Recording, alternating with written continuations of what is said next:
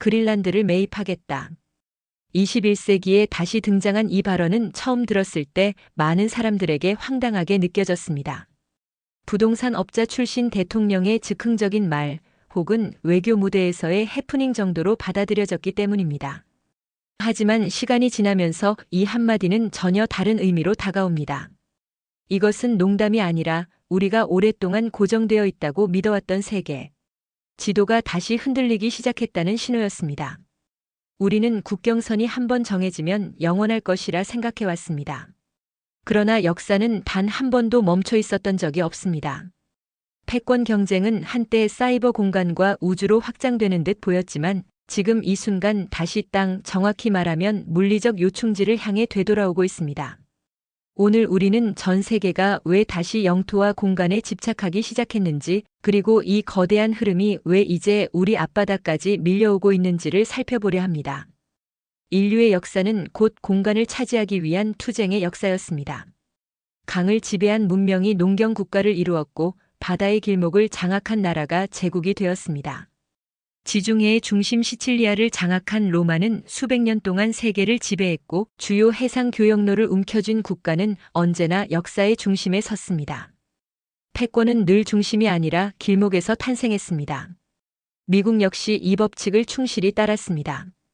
19세기 말 러시아로부터 알래스카를 매입하고 하와이를 병합하며 태평양의 중심을 선점한 선택은 단순한 영토 확장이 아니었습니다. 그것은 미래의 항로와 전략 거점을 미리 확보한 결정이었고 그 결단이 오늘의 미국을 만들었습니다. 그러나 지금 이 공간의 공식은 지구온난화라는 전혀 새로운 변수 앞에서 흔들리고 있습니다. 빙하가 녹고 있습니다. 이는 단순한 환경 문제가 아니라 지정학적 변화입니다.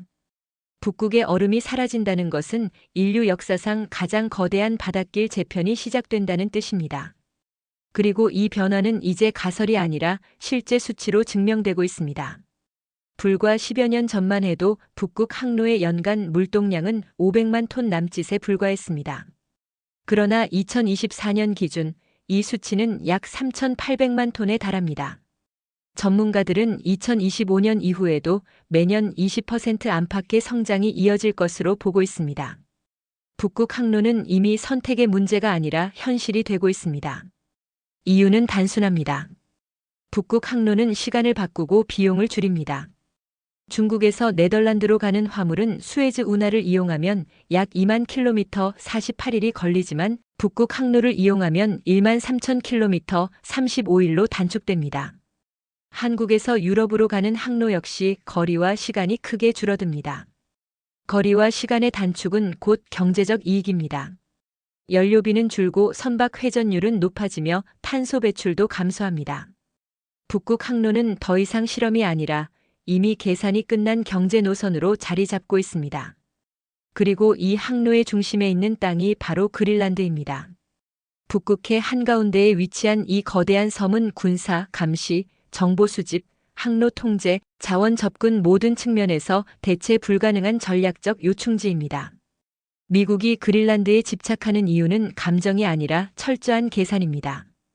이곳을 놓친다는 것은 미래 북극해 패권을 스스로 포기하는 것과 다르지 않습니다. 북극의 가치는 길에만 있지 않습니다. 미국 지질조사국에 따르면 북극권에는 전 세계 미발견 천연가스의 약 30%, 석유의 13에서 15%가 매장된 것으로 추정됩니다. 여기에 희토류와 전략 광물까지 포함하면 북극은 지구의 마지막 자원 창고라 불릴 만합니다. 특히 희토류는 전기차, 반도체, 방산 산업의 핵심으로 공급망 안보와 직결됩니다. 물론 한계도 분명합니다. 혹한기 운항에는 고가의 쇄빙선과 보험료가 필요하고 사고 발생 시 대응할 인프라도 충분하지 않습니다. 그럼에도 불구하고 세계는 이미 북극을 선택하기 시작했습니다. 장기적으로 얻는 이익이 단기적 비용을 압도하기 때문입니다. 미국이 서두르는 이유는 러시아와 중국이라는 경쟁자 때문입니다. 러시아는 북극 군사기지를 재가동하며 시료 지배를 강화하고 있고 중국은 근북극 국가를 자처하며 인프라와 자본을 앞세워 영향력을 넓히고 있습니다. 총을 들지 않고 공간을 점유하는 방식입니다. 이 흐름은 결코 먼 이야기가 아닙니다.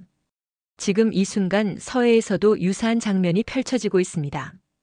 우리는 더 이상 고정된 지도에 머물 수 없습니다. 북극해 시대가 열리면 동해는 끝이 아니라 출발점이 됩니다. 패권은 주어진 지도를 따라가는 자의 것이 아니라 지도를 새로 그리는 자의 것입니다. 지금까지 시청해 주셔서 감사합니다. 이 영상이 도움이 되셨다면 구독과 좋아요를 눌러주세요. 구독과 좋아요는 영상을 만드는 데 큰 힘이 됩니다. 다음 영상에서 다시 찾아뵙겠습니다. 감사합니다.